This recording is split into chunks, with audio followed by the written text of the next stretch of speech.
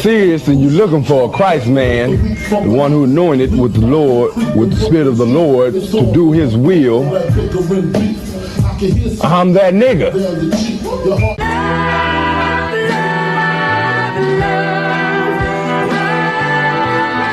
One West, 125th Street. Look, y'all put y'all faith in presidents like they gon' change this country. Run the league and let y'all play cause y'all gon' make a money. Fuck Obama, he ain't come here on cargo.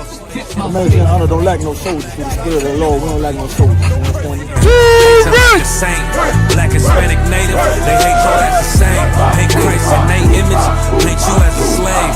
God ain't all love, scriptures say he hate African soft niggas, they know we not the same. School to prison pipeline to get you off the streets. Put you in a cell toilet connected to the sink. Molested as a kid, she prostituted as a teen. The byproduct of Martin Luther King dream. They just took the yoke off, my nigga, we ain't free. We living bleak in these wastelands of poverty.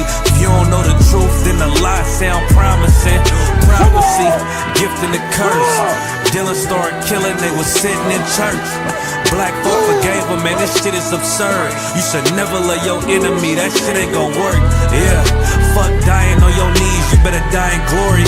Man, I joined the UPK, taught me the art of warring. I took a nigga life like mine to be recognized. I feel that pain every day, it can't be reconciled. Pops banging, my sister a prostitute. My brother got life, and somehow I still found the truth.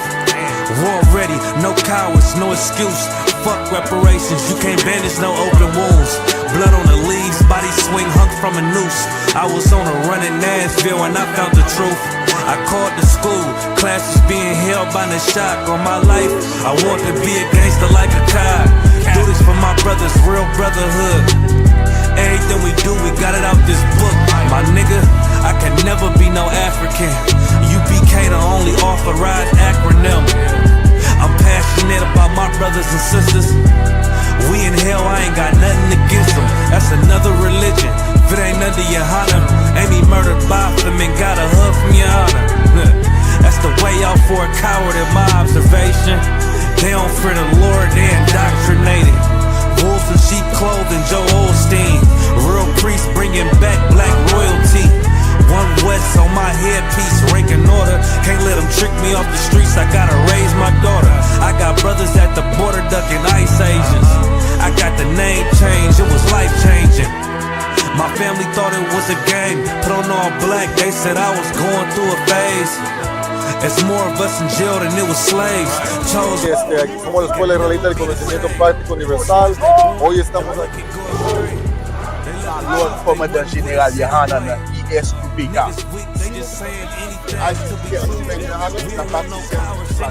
This is what Commander General YAHANNA did. This is what he did.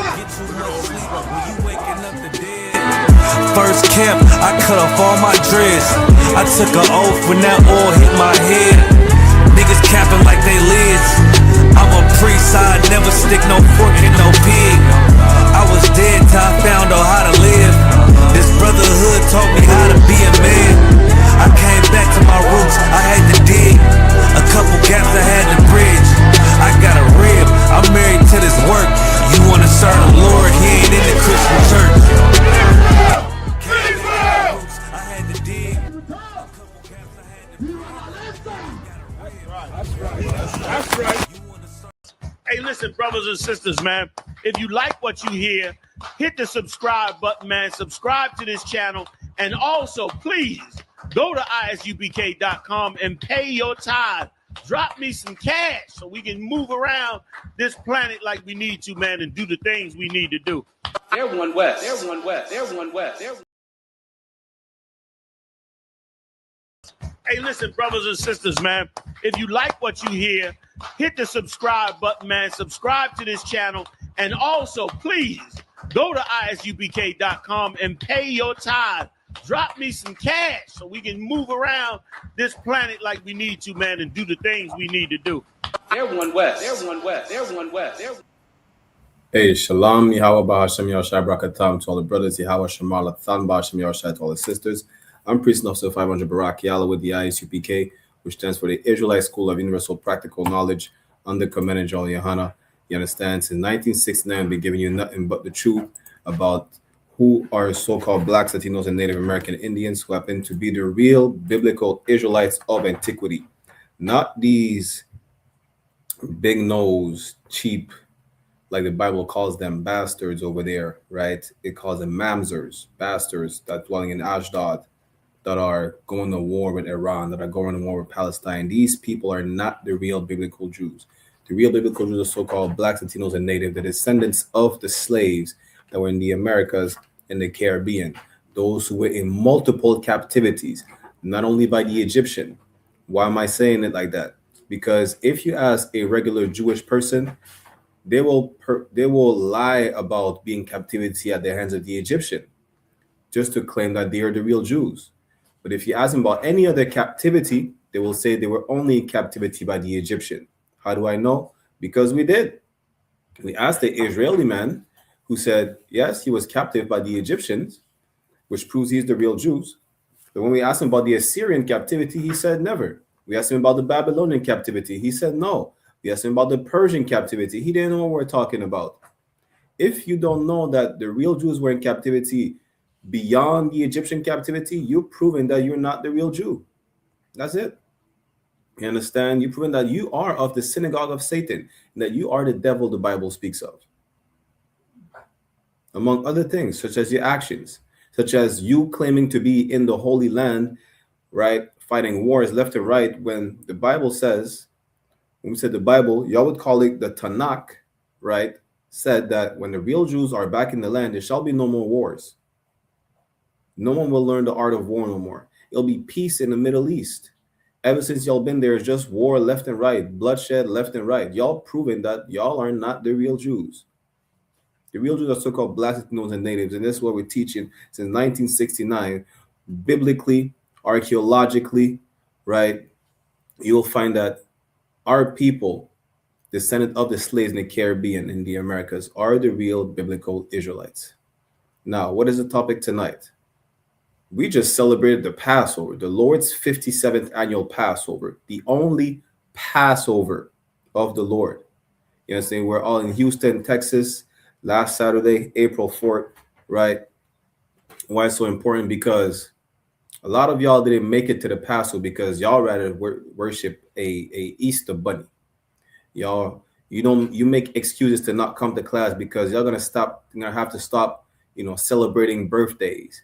Stop going to family gatherings that only happen on Thanksgiving or Christmas. Why is it so important to mention that? Because we love the Lord more than our lust. We love the Lord more than the desire of having fun, the desire of, just drinking and being merry, right? That's what we love. We love the Lord more than anything else with all our hearts. We're going to see what is it to love the Lord with all our hearts. We know that means to follow the commandments. But how does it tie in with Christmas, Easter, Thanksgiving, and all that? Because that goes against the Lord. You only do it like you celebrate birthdays and Christmas. Why? Because y'all claim it's for the kids. Kids don't give a damn about that. They're not even aware of what's going on. It can't be for the kids. How do I know? Besides the fact that it's just an excuse that you're making for yourself. Damn near every Christmas, right? My mom calls me talking about your grandma has gifts for you. It makes her happy. It's not for me. She's giving me a gift. Apparently, she never gave me a gift for myself because it makes her happy. It's for your own pleasure. It's for your own satisfaction. You understand? You don't give a damn about lying to the kids. Don't lie to the kids. You don't care about lying to the kids. You celebrated Easter about a rabbit laying eggs, chocolate eggs. First of all, rabbits do not lay eggs. You understand? First of all, rabbits do not lay eggs. That's number one. Much less chocolate. Right? This is the problem. The problem is you love your lust more than anything else. You love your lust more than the Most High. This is what we're going to show you tonight. That you truly have no love, but, you love to be depraved. You love deviancy. That's what you love. The proof, what did it say? They say in English, the proof is in the pudding and whatnot. The proof is right in front of your eyes. Because we're going to go over some of these holidays, including Easter. We're going to see how this goes against God that you claim you love. Because you claim to love God or whatnot, but you celebrate Easter. Don't you know that Easter is the worship of a pagan deity called Ishtar, Astaroth? Every year you celebrate Christmas, the New Year's, which is not even the New Year's. Don't you know it's the worship of the Roman god Janus? Y'all about, what's next? Mother's Day? Y'all about to worship Greco-Roman whores. What is it? Cybele and Rhea. About to do that next month. And then you're going to turn around, you're going to go to church and profess your love of God. You're going to pray every day. You're going to do the cross symbol on your face, on your forehead or whatnot. You know, you have a cross around your neck. You kiss it all the time when you're in a near-death experience about thank God this, thank God that. But that's already a disrespect to the Lord for you to kiss it, for you just to wear a cross. That's the worship of another God.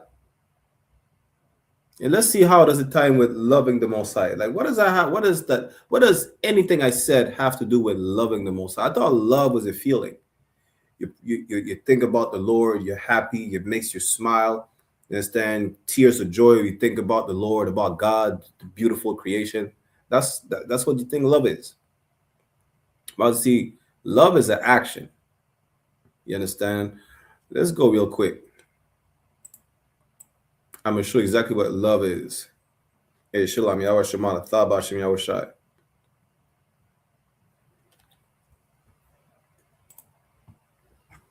Let's go to the book of 1 John. Chapter 5, verse 3. Make sure y'all share this class everywhere. Let's start at verse 2. Make sure you share the class everywhere. Right? Everybody needs to know the truth. You understand? Share it, like, share. Click on I.S.U.P.K Montreal, Toronto on YouTube. I.S.U.P.K on YouTube as well. I.S.U.P.K Montreal, Canada on Facebook and Bigo as well. Right? Make sure y'all like the class. You understand?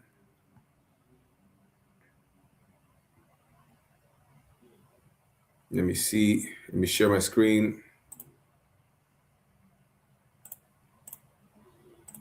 This is the book of 1 John, chapter 5, verse 2. Said, by this we know that we love the children of God when we love God. We have to see how we love God and his children. By this, meaning it's going to tell you exactly the criteria for you to be loving the Lord, loving his children,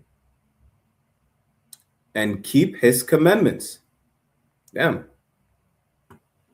It's that simple, you know. It doesn't say go to church, hop and skip around the church. You understand? It doesn't say that. It says to keep the commandments. Go to verse 3. For this is the love of God.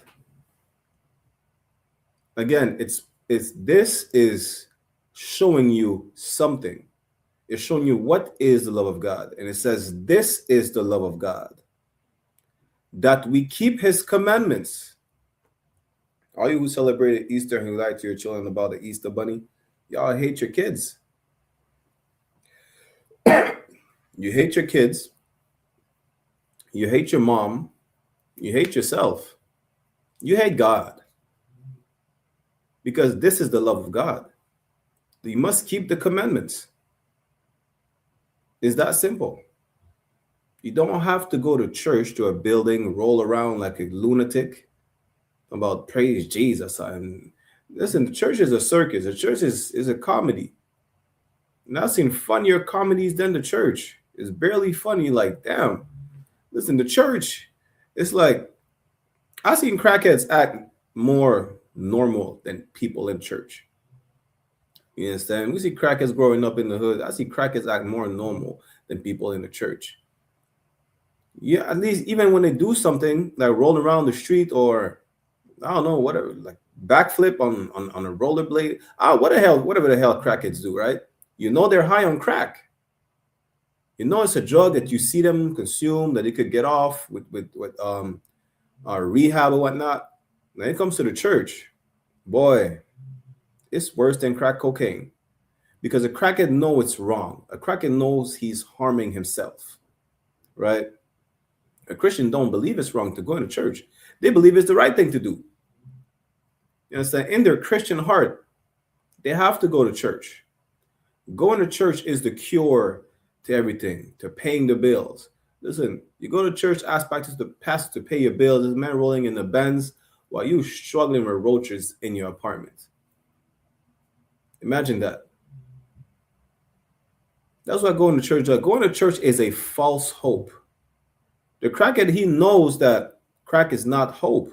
Crack is just a temporary relief from his oppression. And now he's addicted to it. But he knows that hope is not in the pipe.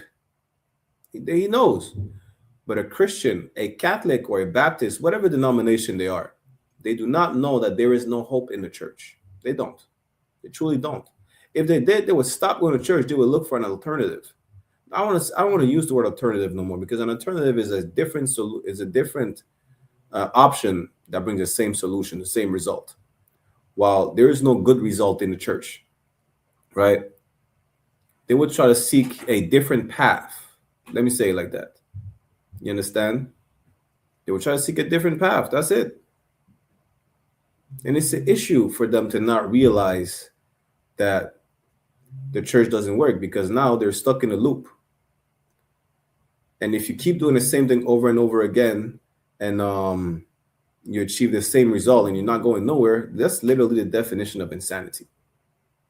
If you're a Christian, you're insane. This is a crackhead. He's not crazy. He's just high. If you're a Christian, you're just insane. So lock it. You understand? Going to church is not loving the Lord. Because what do you do when you go to church? You praise white Jesus, whose real name is Caesar Borgia. That's who you praise. A sexual deviant, the son of Pope Alexander VI, or could it be the 4th? Right? That's who you're praising. That's who you're worshiping. When you wear that cross, kiss that cross or whatnot, that's who you're worshiping. They do say, matter of fact, let's go to Deuteronomy real quick. Let's show you how much of a hypocrite you are. Because you don't go to church for God, you go to church for yourself, because it makes you feel good. You understand? Yeah, the topic of the class, you love your lust more than you love the Lord. It makes you feel good. It's pleasurable to go to church. It's pleasurable to act like a fool and no one can tell you nothing. Oh, he got the Holy Ghost, the Holy Spirit. You really don't. But you don't even have it. You can't even get an Oscar for what you're doing in a church. What is it again? Deuteronomy chapter 28, verse 36.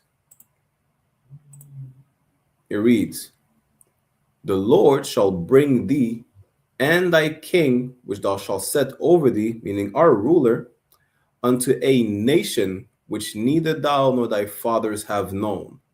And there shalt thou serve other gods, wood and stone." That's you in the Christian church and the Muslim mosque, which is no different. It's the Arab version of the church. That's it. You're worshiping other gods. I thought that the love of God is to follow the commandments. There should be no other gods but the God of the children of Israel. You understand? When you go into church, you're proving already that you don't love the Lord. It makes you feel good. A lot of y'all become Muslims for a couple of reasons, right? Because you went to jail, because you're trying to fight white supremacy of Christianity and Catholicism, or because you were bamboozled by thinking it's a religion of peace, and you pray 5 times a day and you fast, and it makes you feel good. It makes you feel good. That's why you become Muslim. Become Muslim because it makes you feel good. You become Christian because it makes you feel good. You look at the East Indian and do yoga because it makes you feel good. You're a Rastafarian. You smoke weed every day and grow dreads, which are not locks. They're literally called jatas. Why? Because weed makes you feel good. You're high for a minute, and then it dissipates. Now you're depressed until you smoke your next blunt, and then you're high again. Everything you do is not because you're trying to get closer to the Lord. It's to make yourself feel good, to make yourself feel all right.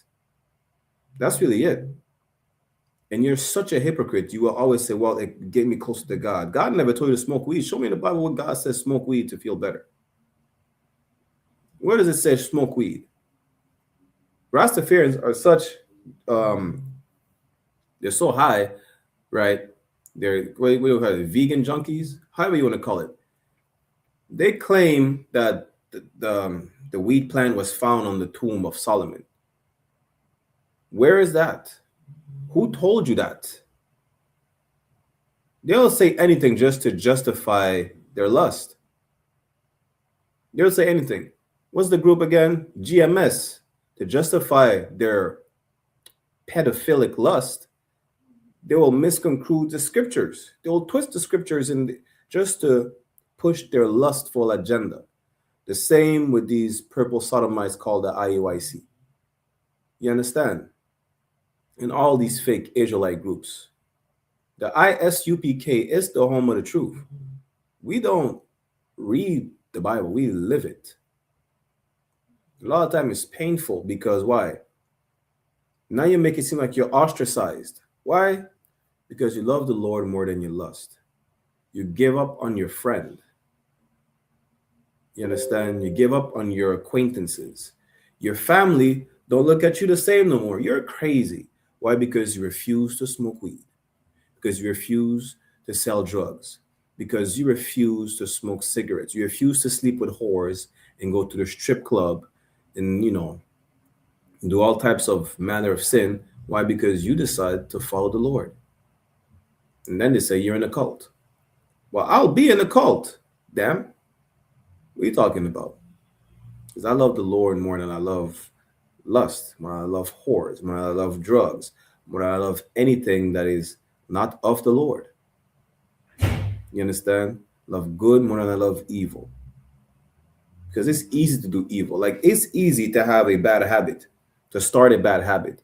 It's never easy to stop it. It's never easy to keep a good habit going. You have to fight. You're not comfortable doing it. Going to the gym once is all right twice. It feels good. But being consistent, sometimes it don't feel good. You have to fight for consistency. It don't feel good. You have to, listen, being in the world, succumbing to your lust, you don't have to fight. You understand? Whatever your lust is, you don't have to fight your demons when you're high and you keep getting high. You don't have to fight the demons. How do you fight those demons? You stop getting high. You stop smoking. Whatever demon, you stop drinking. You stop sleeping with heathens. You stop sleeping with whores. That's how you fight. You fight by not repeating it over and over again. You fight by fighting the urge. That's how you do it. You understand? That's how you do it. That wrongful lust, that sinful lust, right? If you don't know how to fight it, this is the reason why you come to class. You understand? Because you ain't going to be able to do it by yourself. The Bible is not an individualist book. It's not. We're a community. We have counselors, men above us, generals, brotherhood. This is how you fight. You seek counsel. You understand? Sometimes it's literally as small as just making a phone call. It's as easy as that. But you refuse to do it. Why? Because the pleasure will end. That's why. Like how we're teaching you on how to follow the Lord, and you just don't want to do it because as opposed to watching class, you rather watch porn with a blunt in your mouth. That is crazy work. And that is extremely homosexual. How you gonna be? It don't matter if you're a man or a woman. You're gonna watch another man or woman naked. If that's pleasurable for you, that's really questionable, as a matter of fact. No matter if you're high or not, that's questionable. It's better you watch class and fight those demons. You understand? That's what you should do. That's what you have to do. We think we have a choice. It's called what do they call it again? They call it free will. We don't have free will. We don't. When you look into the definition of what free will is, right, you should achieve the same result. It's like an alternative, right? We don't have any alternatives. We don't have any free will. You have to follow the laws and that's it. In no other way. You understand me? Now, a lot of y'all decided to not follow the Lord, decided not to come to Passover. Why? Because it was someone's birthday. Because y'all go celebrate Easter. Whatever the reason is, you said, I'm not going to follow the law. You know, Passover is the law, right? You say you refuse to follow the law. Why? Because you rather get high. And you can't go to pass around brothers and sisters in the Passover smelling like, you know, a weed factory. You can't. You rather do that. You rather be a drunkard.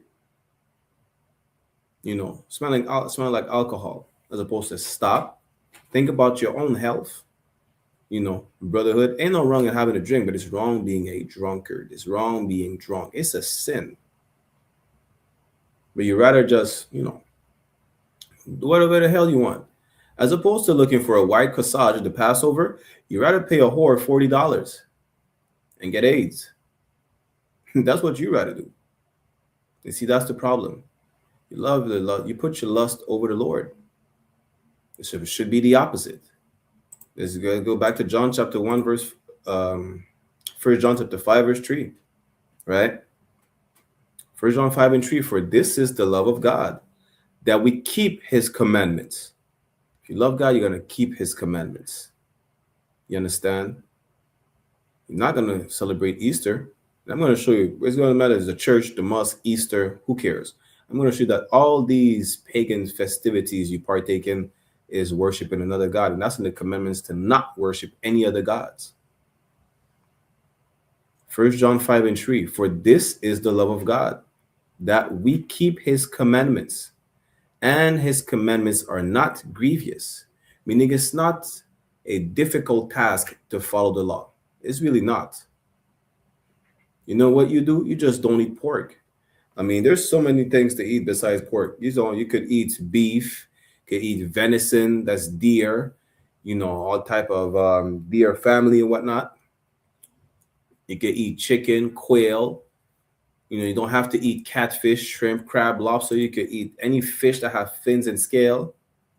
That's like, why do you make it complicated? Like you can't follow. I spoke to a brother, right? I don't want to talk to him no more because he said he do not want to follow the law because he claimed he can't follow the law because he's not in the land. What do you mean you need to be in the land to not be a homosexual?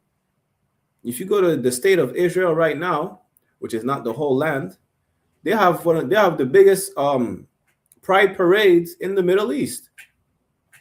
Nothing stops them from being homosexuals. What do you mean you have to be in the land to not eat pork? You have to be in they have kosher pork. What are you talking about? See, people say stuff because they'd rather not follow the law. It's easier to not follow than to follow it. Because now, you know, you're looking at a nice woman. She's nice. Right? Now you have to fight the urge to sleep with her because you find out she's married. Or you find out she's single, but she's a heathen. Now, for you, it's easier for you to not follow the law. Because if you don't follow the law, you sleep with her, you don't even give a damn. You don't follow the law. But as a law follower, you have to, you know, restrain yourself. Like, you know what? I'm not going to sleep with this woman. She's married. Oh, she's not married. Well, I'm not going to sleep with this woman. She's a heathen. You understand? So that's what it is. Hey, shalom, I.S.U.P.K. Salakia. I.S.U.P.K. Yabashashbakta. You understand? So again, you have to put the Lord over lust. I'm talking about the sinful lust, right? Because if you have a woman, or as a woman, if you have a man, if you lust for one another, I mean, you want to sleep with your spouse, ain't nothing wrong with that, right? There's nothing wrong with that. I'm talking about sinful lust specifically. You understand? That's what I'm talking about. Because now, this is where you have to put a restraint. Even sometimes you have to restrain yourself from sleep, you know, because you don't know. Maybe, you know, you have to go around the congregation. You can't be unclean around the congregation. You understand? So now, again, it's not a difficult task to follow the law. It's not. All you say is like, yo, you just can't sleep with her. She's married or she's a heathen. Regardless of what the reason is that you can't sleep with her, you can't. For a lot of us, it might be a difficult task to do. To just turn your head and be like, nah. Really, it's not difficult, but you make it seem difficult. It's not difficult to say you're refusing bacon and eggs because it's pork bacon. You just say no. You're finding something else. An alternative, which is going to get the same goal lawfully, is to get lamb bacon, beef bacon, which is amazing, by the way. You understand? I had beef bacon my first time in Houston. Damn, beef bacon is amazing. It's a game changer. I used to have turkey bacon, which is saltier. It's not bad, but, that's what you have to do. It's not difficult to follow the law. It's really not. You just rather find the easy way and just not fight the demons. You rather be a whore. Like, imagine how it's not difficult for you to sleep with a woman and keep her. Like, they're not wrong. Now, if you choose, some psychopathic bitch, Salakia, that you want to get rid of, now that's on you. That's your fault. You know what I'm saying? You could have just said, hey, listen, you find out about her and everything. You didn't have to sleep with her. You didn't have to have sex with her. Now you're stuck with each other for life. Likewise, sis, you have to sleep with her. Now you're stuck with each other for life.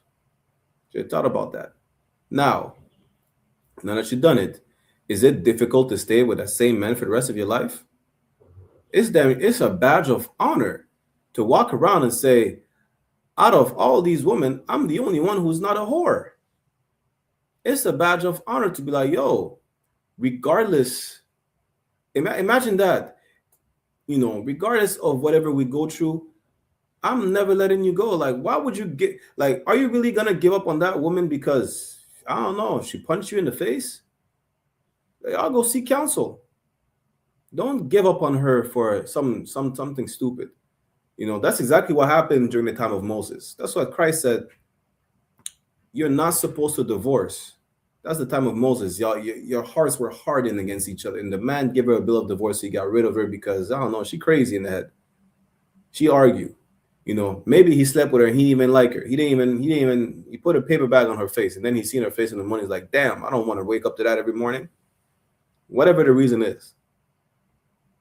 But imagine how really, if you just let a woman go, you're a coward. And you hate your mom. Why does you hate your mom? Because you slept with a woman that will be the mother of your children. That's going to be a mom, just like your mom was. You understand? A sister, just like your mother. Or like your sister. Or your female cousins. Or your potential daughter. You hate all the females in your family when you do that. That's what happened. You hate God because God said to keep the commandments and you cannot divorce. And it's not a hard thing to do. Listen, that's why you have to be careful when you sleep with them, because you sleep with them, you're stuck with them forever. Whether it's one or multiple, you're stuck with all the women that you sleep with. And it's not a hard thing to do. And I'm not talking about sex. I'm talking about keeping them. Or keeping her. Likewise, it's not a hard thing to do to just, stay with that one and only man. It's not at all. Now, we make it difficult, especially in the world, because we don't know better. A lot of us have to be taught the law, and we don't know better. We don't know what spouse to choose or what not. And then we make mistakes. We come into the truth. Now you learn how to do better. You learn how to do better. What else? What else is not difficult to do?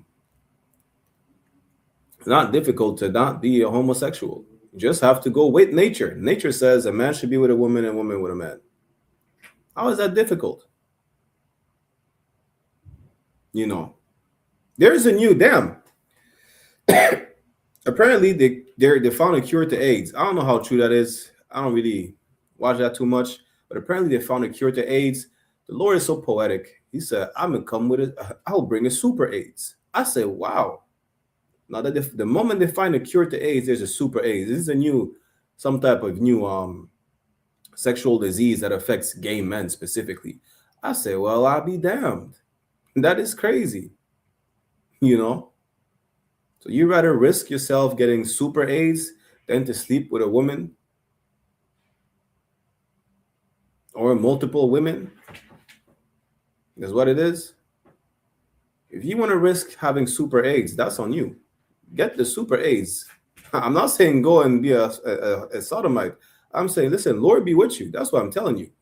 But it will be, the best thing to do is to not be a sodomite. And it's not difficult to just go with nature as opposed to going against nature.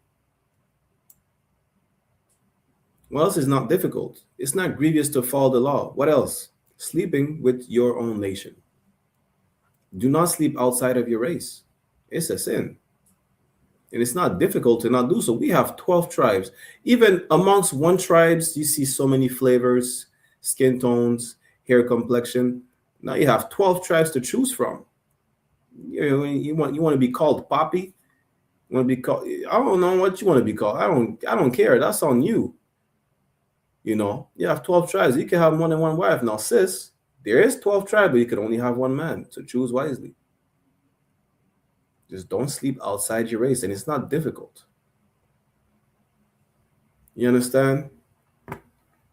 Let's read it again, and then we'll jump to the next verse. Slakia, for being long-winded.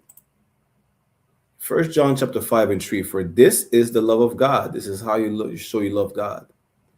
That we keep his commandments. And his commandments are not grievous. It's that easy. You have to keep the commandments. The commandments of the Lord is not difficult to follow. Let's go to Exodus 20.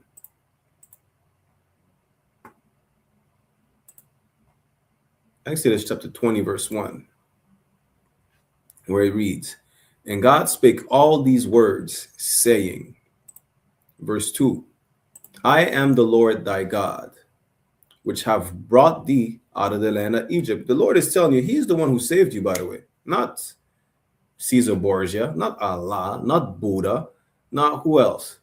Not Shiva. He's the one and only God, the one and only power. That's what the word God means. That saved you from captivity, out of the land of Egypt, out of the house of bondage, which is what Egypt is. The house of bondage means the house of captivity, where you were held as slaves, right?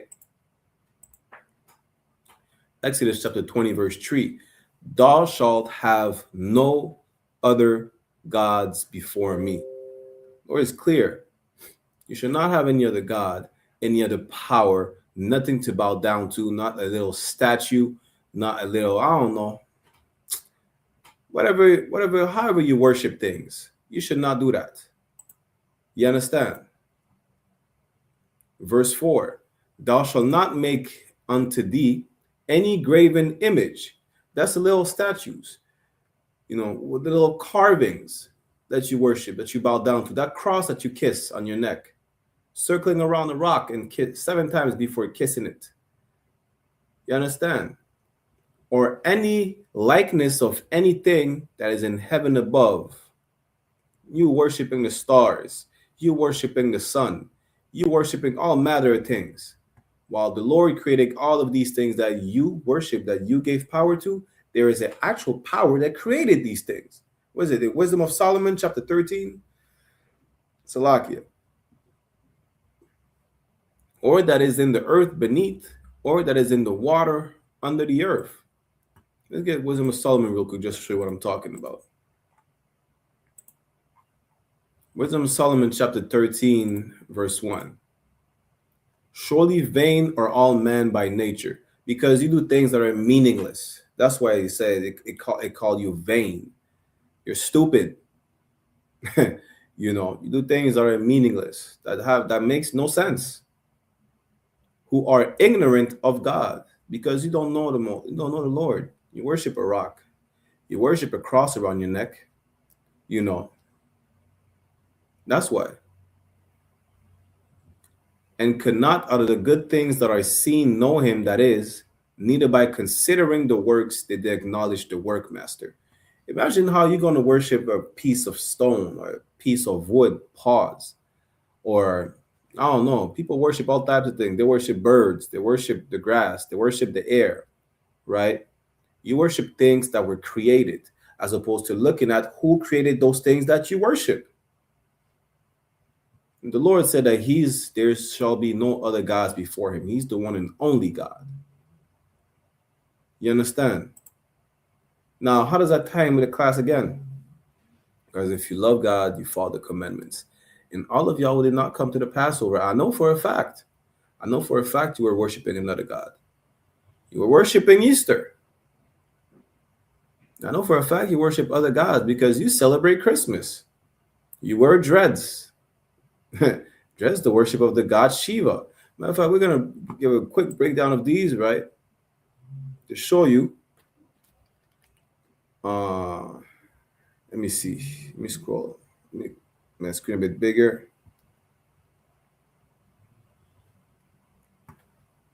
Let me share this screen real quick.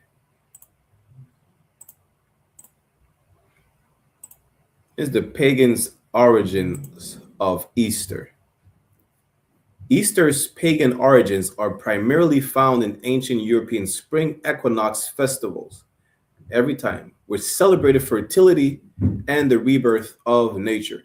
Listen, for whatever reason, there's like 1,000 fertility gods. You're gonna find all this, right? I could then clip the class right here. All the gods of the heathens, it's all about having drunken sex. That's really what it is. Christmas, Valentine's Day, New Year's. The whole celebration of these pagan festivities is having drunken orgies. You are a drunk sexual deviant. You are a drunk whore and homosexuals. That's really what it is. And imagine that. Really, you see how in the scriptures it says that, God made man in his image. I'm just paraphrasing. All these nations made their God in their image because their gods are also sexual deviants. Shiva is a transmissioner. Shiva is a transmissioner, is both male and female. It smokes weeds and it has dreads. The East Indian made their God look like them. That's really what it is.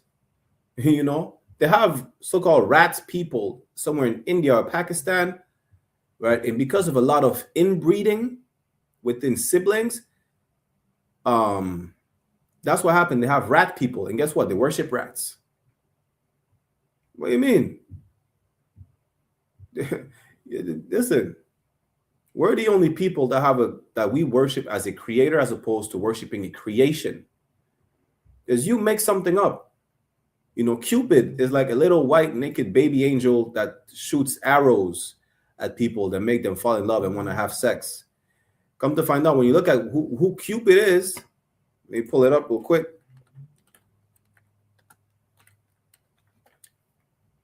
Cupid, let me share my screen.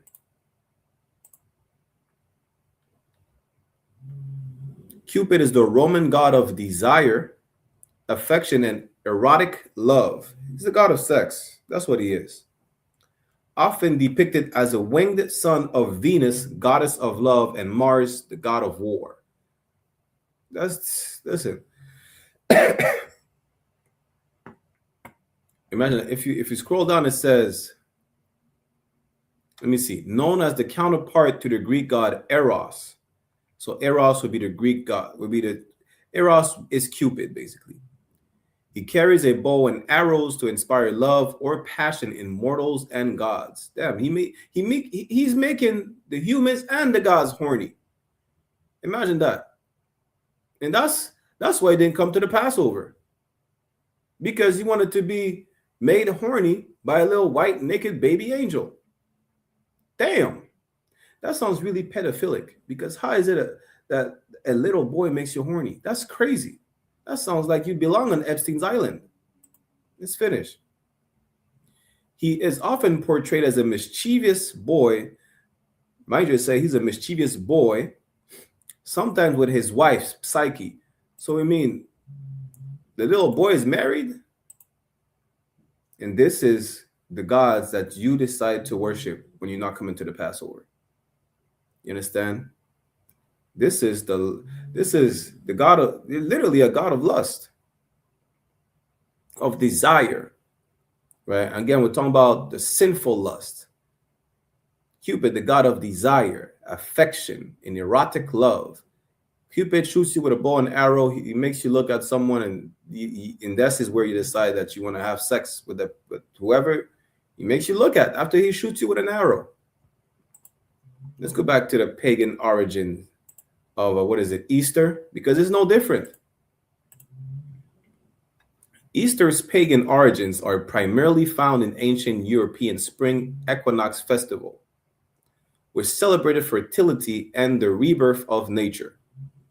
Traditions such as the Easter bunny, colored eggs, and the name Easter itself are believed to be derived from or inspired by pre-Christian traditions honoring the Germanic spring goddess Eostre or Ostara, marking the end of winter, which is another name for Astarte or Ishtar, a Babylonian goddess. Everything goes back to Babylon. Nothing is new under the sun. You see how they talk about a new world order? There is no such thing as a new world order because every single world or society is founded from the remains of the previous society. That's why they all have similar names. Astar, Astarte, Ostara is Ishtar. You understand? Let me see if I can find a picture of Ishtar. Right?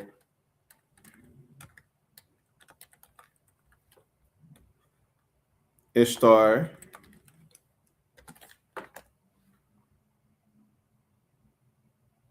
Also called Inanna in ancient Sumeria. I think Sumerians came first, but who cares? Right? Ishtar was the most prominent Mesopotamian goddess, or Inanna in Sumerian, embodying complex, often contradictory roles as the deity of sexual love, fertility, and brutal warfare. God night. Just right there, it tells you that she's a whore. She's the goddess of sexual love, and fertility. This is how she's depicted. She's depicted as a woman with her breast out. I think really there's another depiction. She has like 10 breasts. You understand? I'm not even sharing my screen. Salakia. This is the depiction of Ishtar, the goddess you worshipped when you didn't come to the Passover because you went and worshiped Easter. You went and celebrated Easter. You went and sexualized your kids. Why do I say you want to sexualize your kids? Because it's all about fertility. What do kids have to learn about fertility? They're kids.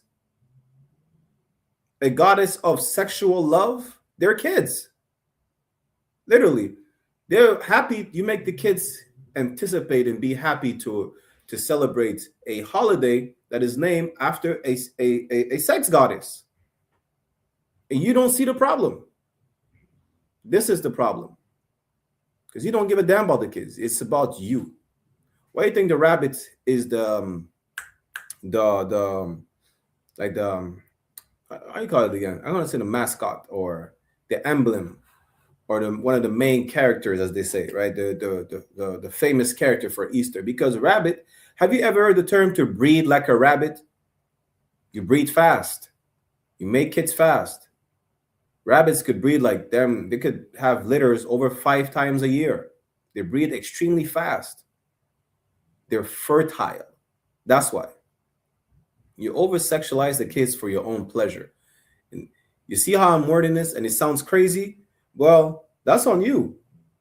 Because we don't be doing that. You know what we did? We celebrated the Passover.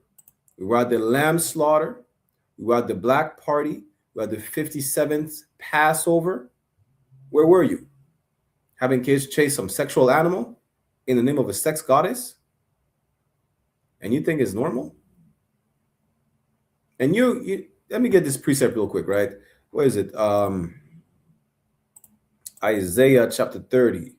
Because this is exactly what you I'm gonna speak about you right now. Isaiah chapter 30, verse 10. Let me start at verse 9, as a matter of fact. Isaiah chapter 30, verse 9. says that this is a rebellious people. That's talking about you, right? Who decided to not come to the Passover and celebrate Easter. Lying children. Y'all lying your ass off thinking it's just for the kids.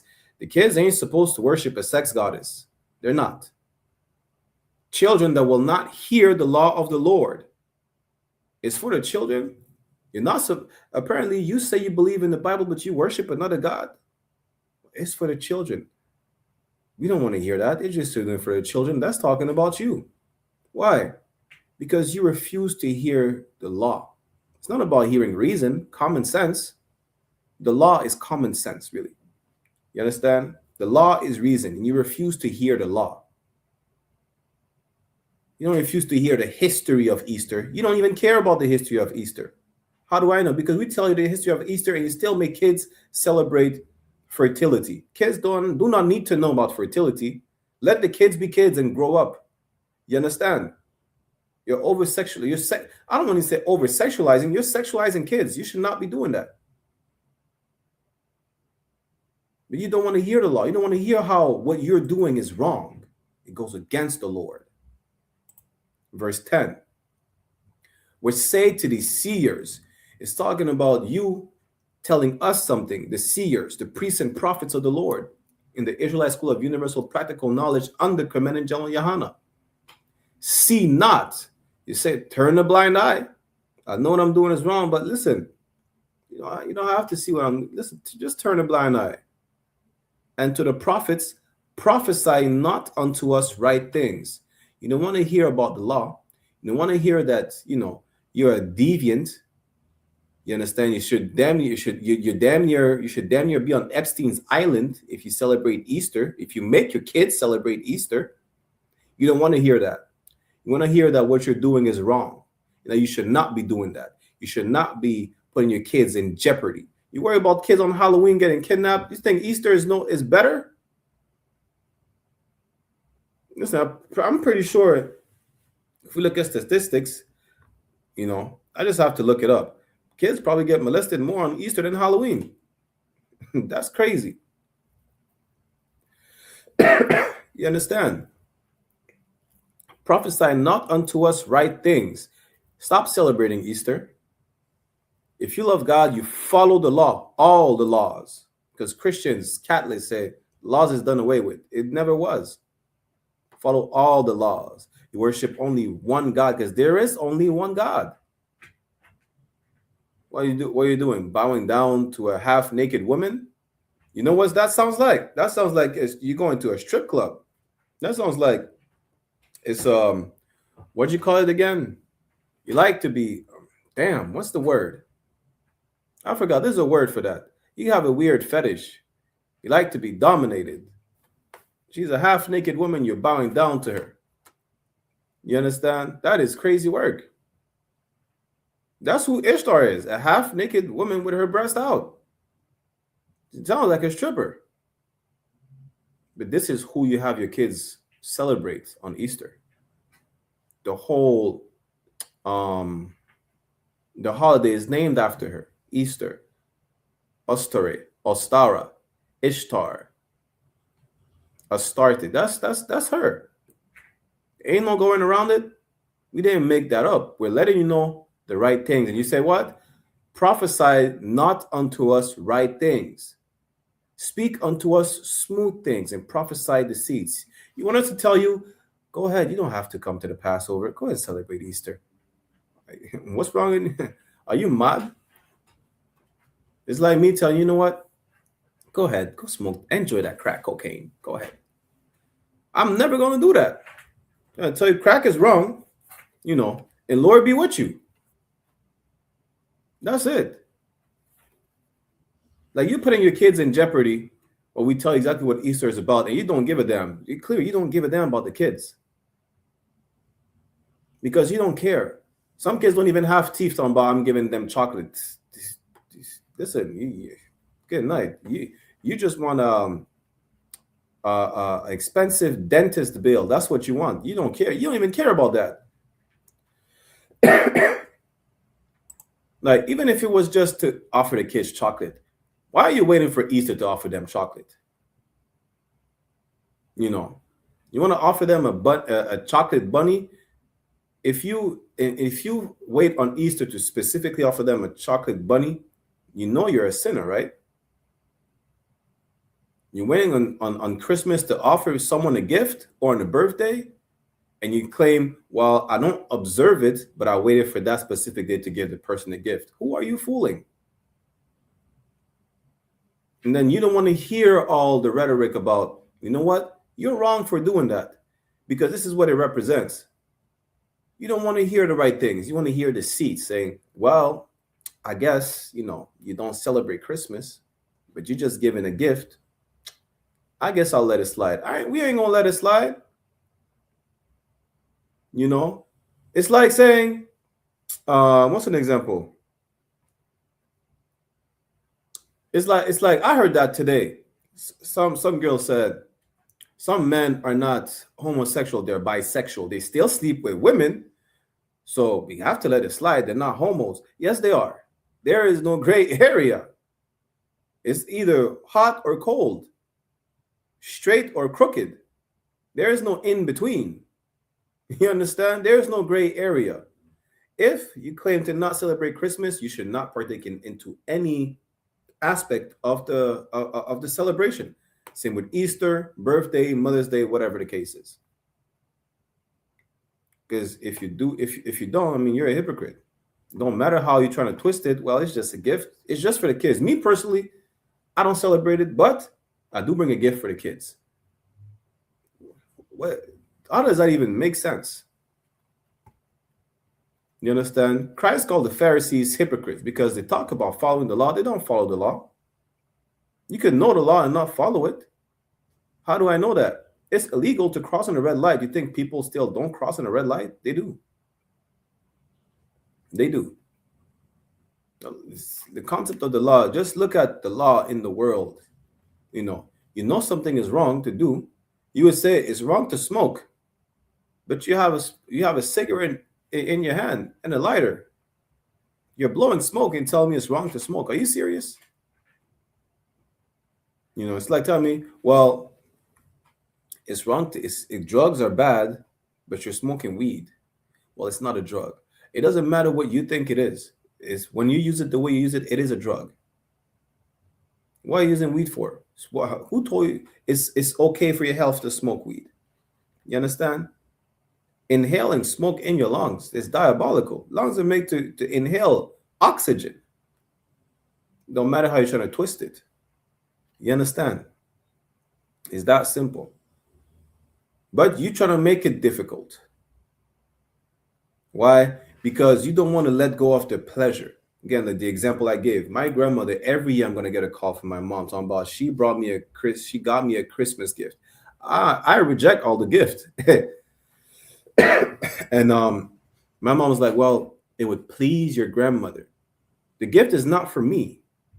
Even if it was for me, I would reject it. The point is, she's not giving me a gift for me. She's giving me a gift because it pleases her. You understand? It's pleasurable. It makes her feel good. This is why you celebrate Easter. You know, you're going to cuss the kids out all year long about don't eat all those sweets and candies because now you have to go to the dentist. Your teeth are rotting. But in Easter, Halloween, birthday, listen, when it comes to a pagan celebration, you don't give a damn about them cavities, though. You don't. All year long, you talk about cavities, brush your teeth, this and that. When it comes to all the other holidays, yeah, listen, you have all the candies you want, all the sweets you want. Here's a gift. Here, the kid's as bad as hell. You buy him a PlayStation on his birthday. You understand? You really don't care. It makes you feel good. You know, that's who it makes, the kids couldn't care less, especially when they don't know anything. You're training these kids. Let's get that precept. Where is it again? Train up a child. The reason why kids are expecting this all the time because you are training them from young. You're getting them accustomed to it from young. If you get them accustomed to not follow these customs, why would they expect anything on the birthday, on the 25th of December? Why would they expect chocolate on Easter? They never celebrated that. They don't know what that means. They don't know what it is. But you get them used to this. You got them accustomed to this. Let me get it real quick. Where is it again? Salakia. It's in Proverbs 22:6.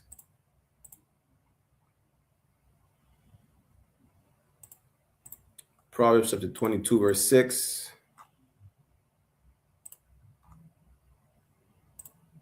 Let me share my screen.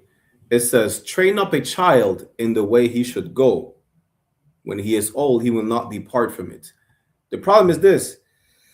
When you're not in the truth, you're training children in the way they should not go. And when they're old, trust me, a lot of it's hard. They say it's hard to teach old dog new tricks. Yeah, they're old and they still celebrate Christmas. My grandma, I don't know how old she is. If she still celebrates Christmas, it still makes her feel good. But she was trained from a young child, right? This is generational training that we got that we need to break, because we're not being trained in the way we should go. We're being trained in the way we should not go. We don't realize why, because we are blinded by Christianity, by white supremacy, because our oppressor is the goddamn devil the Bible speaks of. You know what else makes you feel good? Integration. That made up utopia about us all being able to live together in peace makes you feel good, because you've been oppressed for so long. You don't know what peace is. The Bible tells you what peace is. When you're in the kingdom and you're in rulership, that's when your peace is. That's when your peace comes. You understand? Not while you're oppressed, not while you're still a slave. Slave cannot live in peace. Didn't you know that? I don't even know how we have to explain that. I don't even know how that needed to be explained. The point is this.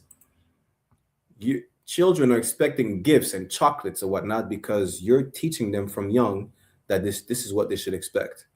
As opposed to teaching them to not be a whore, to not be a sexual deviant, you're pushing them to deviancy by worshiping a sex god, by chasing a sex symbol, the bunny.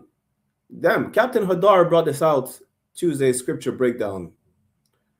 What do you think the sign for Playboy is? A bunny, Playboy bunny. What do you think it's a bunny? It's a fertile animal. It can't stop having sex. You know, the Energizer bunny with the batteries. It can't stop. Listen, you're pushing your children to deviancy from a young age with all these festivities, because even then, all these festivities you're going to see, it revolves around depravity and drunken orgies. That's really what it is. They get drunk and they have orgies. You look it up. We talk about this in every single history class. We bring this up, the origins of these pagans festivities. But there's carnival. Listen, the word bacchanal is the worship of the god Bacchus. It's all about depravity. Christmas, New Year's, you're about to celebrate Mother's Day. I'm going to make a history class on that as usual. So worship Rhea and Cybele. It's all about depravity. That's it. Father's Day. What's next? Every single made-up, man-made holiday, right? Which really, the word holiday, they stole it from us. It's from high holy days, holy convocations. You know what would have been a holiday, which is a high holy day, a holy convocation? The Passover. The Feast of Unleavened Bread, which we're in the middle of right now. We're closing it Sunday, sundown. That's what you should commemorate. That's what you should observe. That's what you should train your child to do. Not chasing after a sex bunny, worshiping a sex goddess. Like, y'all complain. I seen something. It was last month. Some transgender said kids should be exposed to porn, right? I think for whatever, for educational purposes, whatever nonsense she said, right? Or it said, who cares? He, she, right? And when you think about it, they already are in a way, because they worship a sex goddess. They worship an animal that's the sex symbol. Talking about Valentine's Day, they think Cupid is a little, they want to be hit by Cupid with an arrow. It's a little, a cute little white infant that's going to make them fall in love with whoever they see. We just read Cupid is an erotic god. It's a sex god. Everything revolves around sex, and you teach your kids from time to be around sex. And then a lot of y'all parents, I'm not, you're gonna be bothered by what the T person said, which you should. But yeah, if you are bothered by what it said, you should be bothered by your children celebrating Easter, by your children celebrating Christmas, by your children. Listen, just celebrating any pagan holiday, really. You should, because it's all the same. It's all the same, And in this day and age where children know how to read, I pray your children know how to read, right? In this day and age where information is so accessible, you can't hide the truth. You can't. The truth cannot be hidden. The real Jews are black. All these pagan holidays is not our culture, and you're a good slave also if you celebrate these. And it goes against God, meaning you putting your pleasure over the Lord shows how you don't love God. You love pleasuring yourself. Salak, that's something crazy. You love, the pleasure that it brings to you by giving chocolate, by what else? Whatever y'all do. I don't even observe what people do no more. I just know, like, coming up, you're gonna see people writing cards to their mom that they hate, or the mom that hates them. What else? Father's Day, you're gonna give a card to your mom because your dad wasn't there, or your dad is there but he hates you, or you hate him, so you give a card to your mom who plays daddy. Halloween, you're gonna be dressed like ghouls, demons, and horrors outside. I just see people do stuff, and I'm like, they remind me it's Easter. It's like when you come into the truth, right? At some point you don't even think, like, I have to be reminded of my birthday. I had to be reminded of Christmas. Last 25th December, I had to make a class, and I check on the calendar. I see it says Christmas, but you don't think about these things when you're in the truth. When you're grounded in the truth, you don't think about these things. I forgot it was Easter. On my mind, it's like, yo, we make it to the Passover one way or another. That's it. And then I realized, why there's chocolate bunnies everywhere. I say it's Easter. There's chocolate eggs. Damn, it's Easter. I don't think about that, But just like as children, we were trained in the wrong way. In the I.S.U.P.K, you're trained in the right way. Just like you would train a child. You come in here, you're a child. You don't know nothing. You're a child. I know you don't know nothing because I know you did not know these are all pagan holidays. The I.S.U.P.K taught you that. You understand? This is why it's so great to be in the truth. And this really time like never before to be in the truth. Let me pull that precept real quick, right? Is it Romans chapter 13 and 11? This time like never before to be in the truth. Listen, it's dangerous out here. If you know, understanding these scriptures, what's happening right now, there's no time to waste. It's time for you to come to class. You understand? Let's see, Romans chapter 13, verse 11.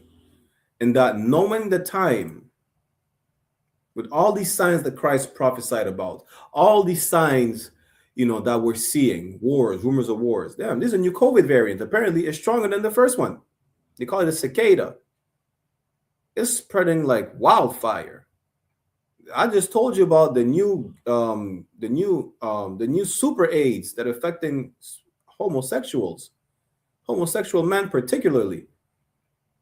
No, everything, all the signs we're seeing about Christ coming back. It's time for you to wake up. Romans chapter 13, verse 11. And that knowing the time, that now it is high time, meaning it's right now, right? It is high time to awake out of sleep. It's time to wake up. I don't want to hear about a woke generation. Y'all woke, y'all smoking weed, y'all half asleep. What are you talking about being woke? You don't know, you should not. Like, how you woke and you don't understand the basic concept of lungs are not made for smoke. You're not woke. Talking about, well, what is it? Broccoli is GMO. Broccoli is not a real plant. Where did you get your weed from? The weed that you're smoking, is it natural weed? It doesn't matter if it is or not, but I know for a fact that you buy the weed from the weed store, Some cat said to my brother, shout out to my brother Kodam, his rib in my headpiece. This one, right? Some cat to my brother Kodam, we're not supposed to buy alcohol. It's a sin to buy alcohol from heathens. I said, well, damn. And he's a weed smoker. So where'd you get your weed from? He said, I grow it. Where'd you get the seeds from? It doesn't matter. Listen, I don't care whether you get your weed from. I know for a fact that the money you spend is not it's not the face of Yahweh Shai on the money. You see how people are stupid? And they want to call it themselves being woke. Do not talk about me being woke if you're a drug addict. You're high. You don't even notice you're falling asleep. How do I know? Because you crashing cars because you're high and you didn't notice you fell asleep behind the wheel. Don't talk to me about being woke. You don't know the white man is the devil. Don't talk to me about being woke and to tell me the Bible is a white man's book. The information is so accessible right now. You're talking about being woke and you still call yourself an African? You can't tell me about being woke. The Bible tells you, listen, if you're so-called woke like you truly claim to be, you would be in class. Romans chapter 13, verse 11. And that knowing the time, that now it is high time to awake out of sleep. For now is our salvation nearer than when we believed. We don't know what specific time. It doesn't say a day, a week, an hour. No one knows. But we know that there are signs that are telling us that Christ is coming back. You understand? And whether it's all these natural disasters, these diseases, these plagues, right? These wars, all of these are let's hey, Christ is coming back probably tonight. So make sure you get your mind right. Make sure you're right, and don't waste time. Right? It tells you in what is it? Ecclesiasticus. Real quick, let's break that as well.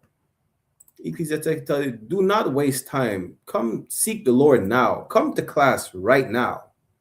Let's say Ecclesiasticus 5 and 7. Ecclesiasticus chapter 5, verse 7. Make no tarrying to turn to the Lord, meaning stop wasting time.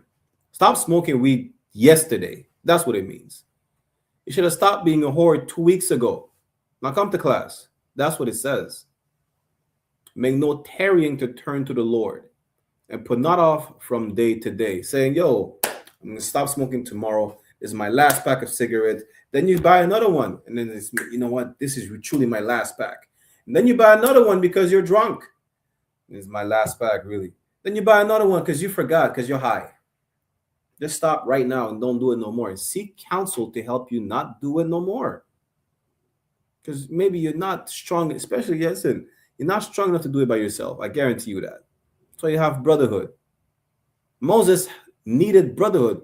The Lord had Aaron to help Moses. You understand? You can't, you're not going to be able to do it alone. You got brotherhood. For suddenly shall the wrath of the Lord come forth. You don't know when the wrath of the Lord is coming. I'm telling you right now. We know it's high time to wake up. It's right now. You should have been to class. You should have put the blunt down, tune into class. I.S.U.P.K, Toronto, Montreal, IET, I.S.P.K, Montreal, Canada, YouTube, Facebook. Make sure you listen to the last 20 minutes of the class. And then rewind it, rewatch it. Tune into John Hyman's class. One West online classes on YouTube. What is the excuse that you have? You're too high, so you fell asleep? Well, we just read, it is high time to wake up. You understand? There is no excuses. Some of us do not sleep. Some of us have sleep deprivation. We're barely able to sleep during Passover week, you know. And for those who managed to sleep, more sign Christ. But guess what? They were not smoking, though. They know better. You understand? Let's read it again. Ecclesiasticus chapter 5, verse 7. Make no tarrying, meaning don't wait, to turn to the Lord, and put not off from day to day. For suddenly shall the wrath of the Lord come forth, and in thy security thou shalt be destroyed. You think you're safe. You're smoking that last blunt, like, yo, everything's going to be fine. I'm going to go to class tomorrow, and a bomb drops on your head. Damn. Yep. And perish in the day of vengeance. Maybe not a bomb, but damn, you see fire and brimstone raining down from the sky. Listen, a lot of y'all can't even swim in water. You think you can swim in the lake of fire? Boy, put the blunt down. Tonight, right now, as I'm telling you to put the blunt down. That's what you should do. You should not wait till it's too late. You're going to wait, and at some point it's going to be too late. And you know what? You're so woke about you got to seize the moment and this and that. Nigga, seize the moment to put the blunt down. Seize that moment. Seize the moment to stop sleeping with a whore. You understand? Okay, well, you know what? Next woman I'm going to sleep with, I'm going to keep her. Now, seize the moment to keep that last woman you slept with. You slept with her yesterday. What makes you think you can't keep her? If she's a monster, well, maybe you should have thought twice. That's your problem. Now deal with it. That shows you're not a coward.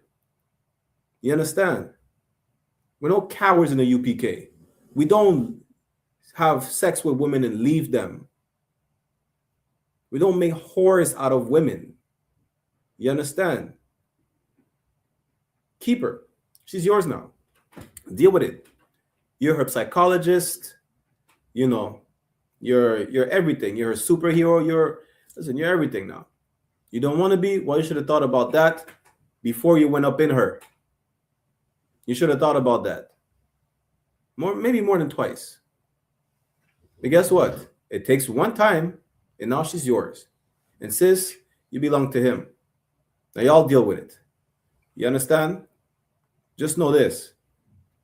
It is time to come to class right now and to put the Lord over that sinful lust of yours of smoking weed. Talking about God so loved the world. God said he hates everything that's in the world. All these lustful, sinful desires. Right, let's bring that up real quick. Right, you got 2 more precepts or something like that, and then we end the class. Let's go to, what is it? 1 John chapter 2 and 15. 1 John 2:15 says, love not the world, neither the things that are in the world. I thought it said love the world. God so loved the world in John 3:16. For time's sake, the world means society. Do not love this society nor the things that this society is offering you. Depravity, drug addiction, right? Everything that is going against the Lord. If a man loved the world, if a man loved this society, this empire, the love of the Father is not in him. Why? Because everything this society has to offer makes you go against the laws. We've seen what the love of God is already. It's to follow the law. It's to follow the commandments. Matthew, was it 6:24? Says you're going to have to make a choice. You can't follow God. You can't worship God in mammon. You cannot worship God in money. Right? You're going to have to pick a side. You can't be on both sides of the fence. You have to pick a side. Either you're going to follow God and the commandments or follow the world and be a whore and a deviant. That's it.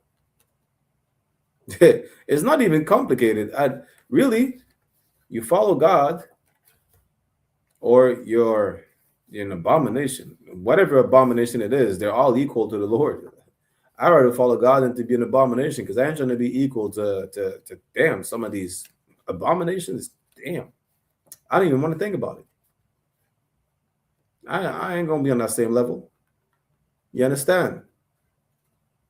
If you love everything that the world gives you, that this society offers you, Easter, which you have your kids worship, fertility, you have your kids worship procreation. Is that what it is? You make your kid worship a half-naked woman? That's what you love? Well, clearly you don't love God. You don't. It says it right here. Easter is of the world. Easter is not in the Bible to be celebrated. You want to know what to celebrate? You go in the book of Leviticus, chapter 23. You have all the high holy days. What is it? The book of Esther in the Maccabees, right? You have the memorials. It's that simple. It tells you what to worship, what to celebrate, what to observe. But you decide to do what does it say? In Rome, do as the Romans do. That's what you're doing. And this is why your kids are at risk. Because what do they used to do to kids in Rome? In Greek, they have something called Salakia. They have something called pederasty. Is it pederasty? Pederastry? I don't know. Let me see. I'm gonna give you the word exact. There you go.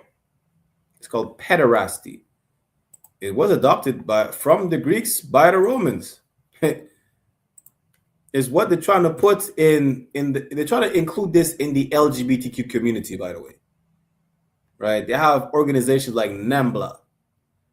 They have, I forgot, they say MAPS, the minor attracted people. That's since Greece. There's nothing new. Pederasty in ancient Greece was a culturally, see, that's Greek culture, culturally institutionalized, often ritualized relationship between an adult male, the Erastes, and an adolescent boy, the Eromenus. Sometimes it's an adolescent. They consider you an adolescent from the time that you're 13 or even 12. So you know exactly. It's Epstein. It's Epstein society. Forget about Epstein Island. This was Epstein's empire. Typically lasting through the boy's puberty. Damn. That means, you know what that means? That means that these men were in relationship with little boys until these little boys became men. And what happened? They would do it all over again. Doesn't that sound like the LGBTQ community? That sounds like what LGBTQ people are going through. I told y'all, damn. See, if I knew I was going to bring this out, I would have found the clip. There is a clip. We brought this out a couple of years ago, right? This homosexual man is saying that every single individual of that community is not delusional, is unstable. Now, I think he used another word, right? Because most of them are the product of abuse. And then they repeat the abuse all over again. Isn't that what we're reading right now? You really can't make this up. And the I.S.U.P.K told you since 1969. We've been telling you that. You just don't want to listen. You want to say, you're born this way. Nobody is born this way. That was a lie that they pushed to fight for gay rights.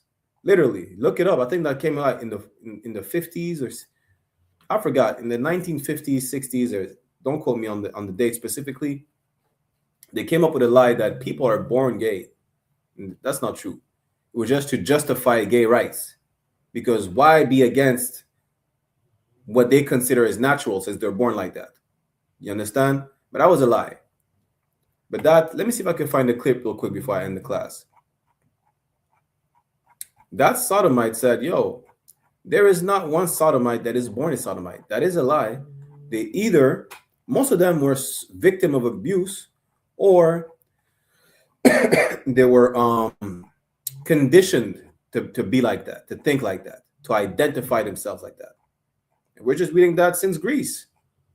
The older man will take the younger boy throughout his puberty and then let him go. And what happens again? That younger boy becomes an older man and he will do the same thing all over again. Good night. That's why the Bible tells you to not love the world. That's what the world has to offer to you.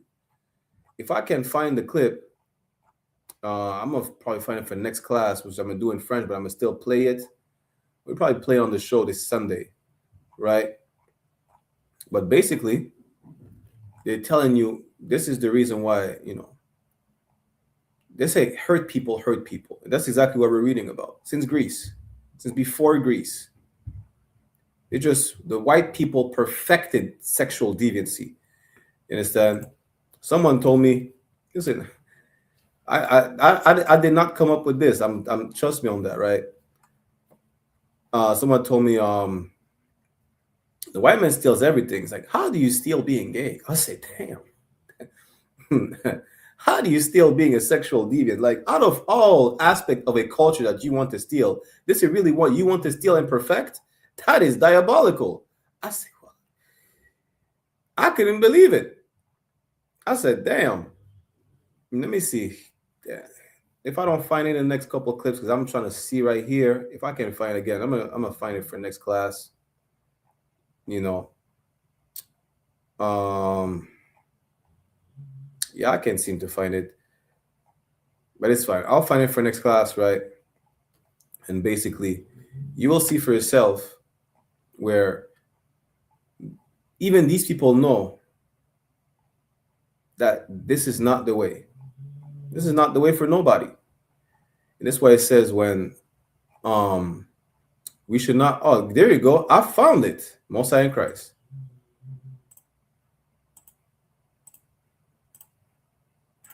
SUPK told you about this years ago, but you wouldn't listen. Maybe now you will. You said you weren't born gay? No, that's stupid. Anyone that says that is not all there. You're not born gay. You're gay from your circumstances in life, and you're gay from what you went through as a kid. You know what I'm saying? Most gay people want to sit here and act like they're just these special human beings that were born with a rainbow over them. No, talk to most of them. Molested, no dad, weak dad, you know, influenced a certain way, you know, a lot of female energy. If you're not born gay. Like, that's literally impossible. So, yeah, and gay, a lot of people that are gay come from dysfunction. I'm not saying there's no straight people that don't come from dysfunction. I have straight cousins that were molested, were tortured, were abused, and they're very much, you know, into the opposite gender. But look at the gay community, it's like, Damn.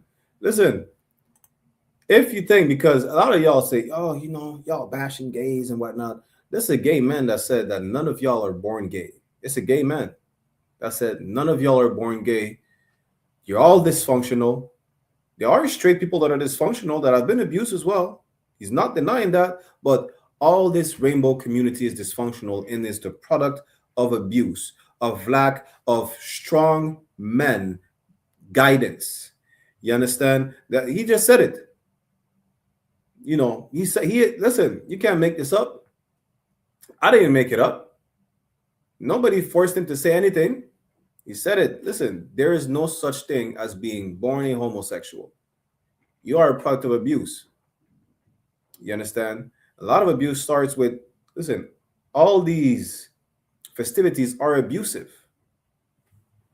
You know, you put your kids in the fire. It says in the Bible, don't sacrifice your kids to Molech. I'm just paraphrasing, right? But you get the point. Let's go back to 1 John chapter 2:15 real quick for time's sake. Love not the world, neither the things that are in the world. Don't love everything that society has to offer you. Don't love nothing that society offers you, because it makes you go against the laws. If any man love the world, the love of the Father is not in him.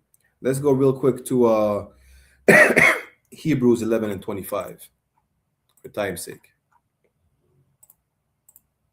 Book of Hebrews chapter 11 verse 25.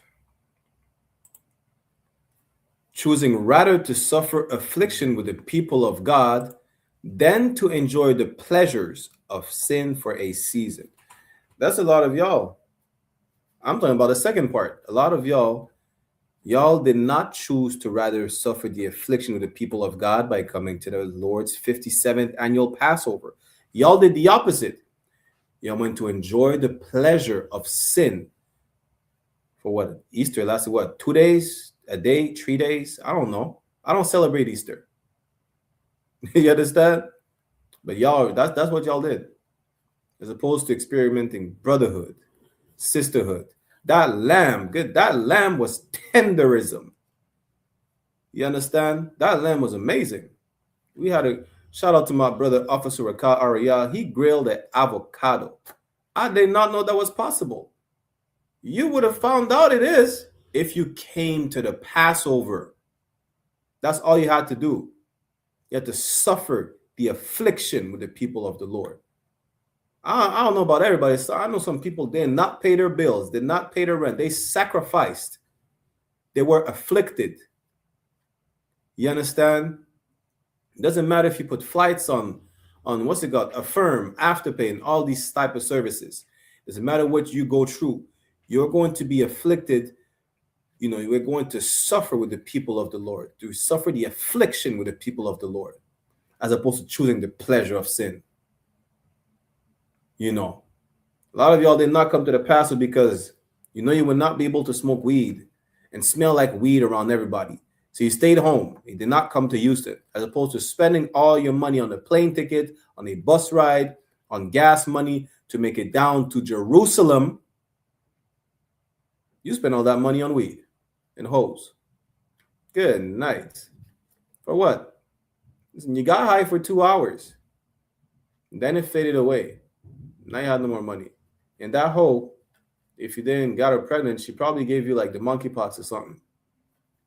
If she was a woman. If she was a man, well, it's she gave you something too, but damn. You get the point? You rather the pleasure of sin for a season. Listen, don't you know that we're going to celebrate all these high holy days, high holy convocation? We observe them from generation throughout every single generation. In the kingdom, there were not going to be no Easter. There's not going to be smoking weed in the kingdom. There's not going to be sleeping with whores in the kingdom. Ain't no $40 in the kingdom. It's $40. It's $40. Nah. We're building the kingdom right now. Passover was glorious. You understand? Passover was glorious. But do you know what you rather do? You rather watch class while smoking a blunt as opposed to being there physically on the BH wrench. That's what you rather do. You understand? That's what you rather do. And that's the problem. That's what it says. Listen, it's high time now to wake up. I haven't seen all the signs. There was a ceasefire that lasted 20 minutes, right? And then Israel bombed Lebanon over 100 times in what, 10 minutes, an hour? I forgot. 10 minutes? 100 bombs in 10 minutes is crazy.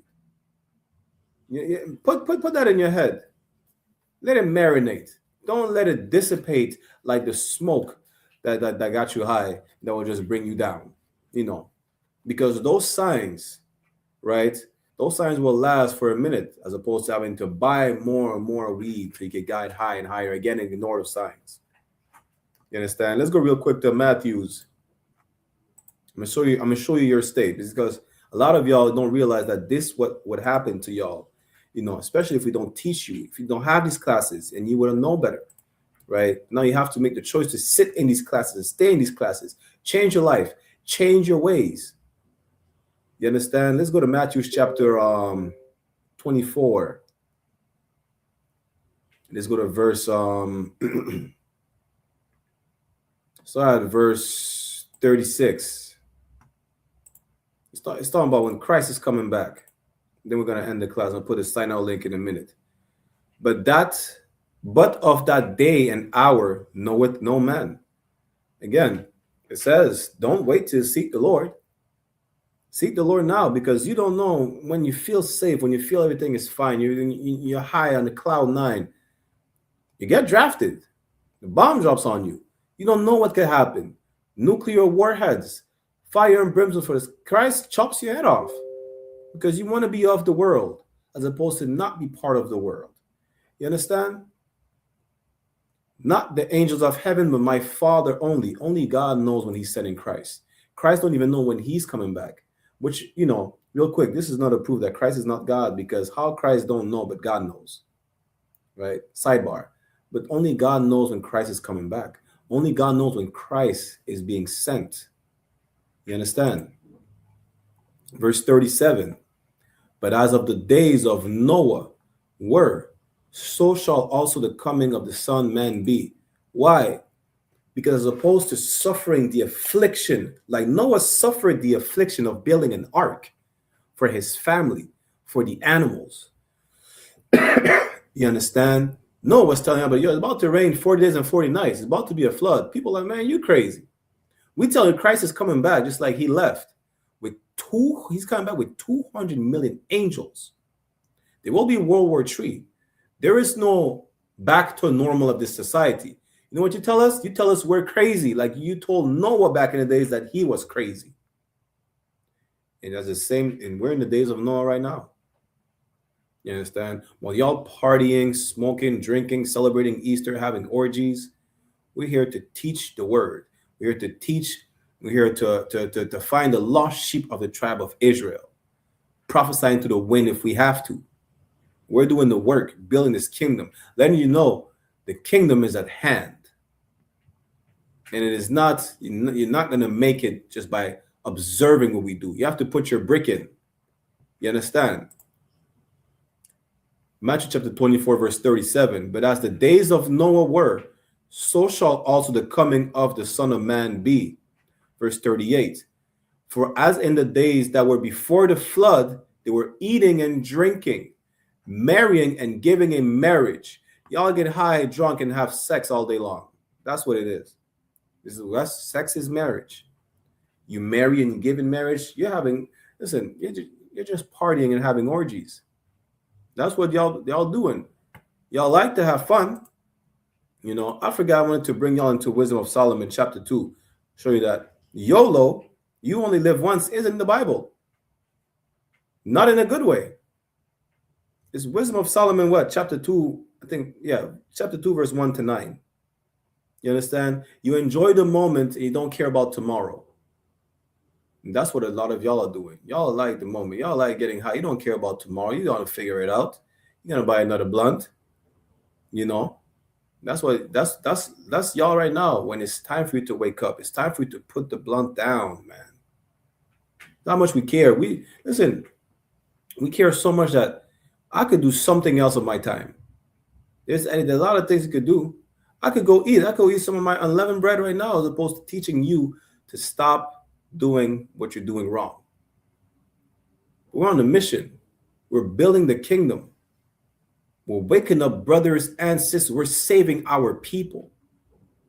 You understand? We're teaching these classes. We're going to camp. We're telling you, come to the Passover. Leave Easter alone. But this, Matthew 24 and 38, for as in the days that were before the flood, they were eating and drinking, marrying and giving in marriage until the day that Noah entered into the ark. Till the day of the Lord. Y'all were putting the lust over the Lord. That sinful lust that we're getting drunk, high, having sex left and right until the day that you see Christ cracking the sky open. You're like, damn, maybe it's time for me to come to class. Don't you know it said that we will be in our little chambers? We'll be scooped up by chariots. Class will be up in the sky. You understand? Now you want to say, I have a brother in the world. He used to tell me, ever since I got my Hebrew, even since I'm a young man, told me, yo, you following these guys? Nah. When y'all have things set up and built, then I'm gonna join the school. I did not understand not to fight with him as far as, argue with him. I was raised to a 50 and I said, yes, hey, shalom. Even as a trooper, before I was raised to 50, I just said, shalom. Listen, you're not going to tell me we're building a house. When we're done building the house, you're going to move in and whatnot and share the reward of the hard labor. You ain't putting no brick in. You ain't putting no labor. Talking about, yeah, I'm gonna just chill, smoke my weed on the side. When y'all done, I'm gonna just reach with y'all and chill on the couch. What? See, that's the problem. When you're a weed head, you don't think straight. You understand? Matthew 24 and 38. For as in the days that were before the flood, they were eating and drinking, marrying and giving in marriage until the day that Noah entered the ark. Until they seen, Noah's not that crazy. It's starting to rain and it's not stopping. Well, he's not going to open the ark and flood the ark for you. We were told, hey, reach out. You were told, listen, Christ is coming back. Nuclear war.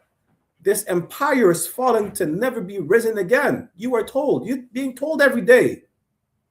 But you want to fight for your pleasure. You want to fight for your lust. You don't want to abandon this empire. You know why? Because we tell you you're not supposed to smoke weed. In the Bible, this empire legalized weed. Damn, Canada legalized, decriminalized every drug. You could get high on fentanyl legally in Vancouver.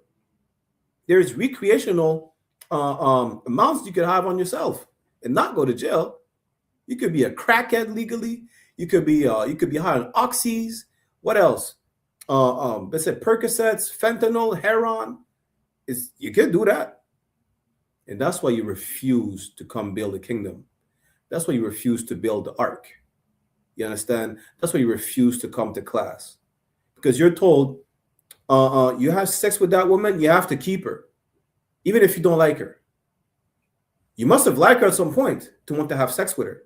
Now, out of a sudden, you don't like her no more? After a month, you don't like each other no more? And it bothers you to think, yeah, I'm so used to be like, you know what? Kick rocks. I'm going to just go find another one. And tell her to kick rocks and find another one. That's why you won't join. You're being told, if you don't like the man you're sleeping with, you had sex with, you have to keep him. Now it bothers you because maybe, come to find out, he's a drunk, and you know he beats you across the side of the head. You understand? Or maybe, I don't know. Turn out he's a sodomite, and now you can't leave him. Like, damn, he likes to be pegged. I did not ask for this. Well, guess what? That's why you want to, you know. Now again, there's no such thing in the school, but I'm just saying it bothers you to think that when you have sex with that woman, you can't leave her, and you have sex with that man, that's your man for life. It bothers you to have a set of rules that you have to follow. You understand?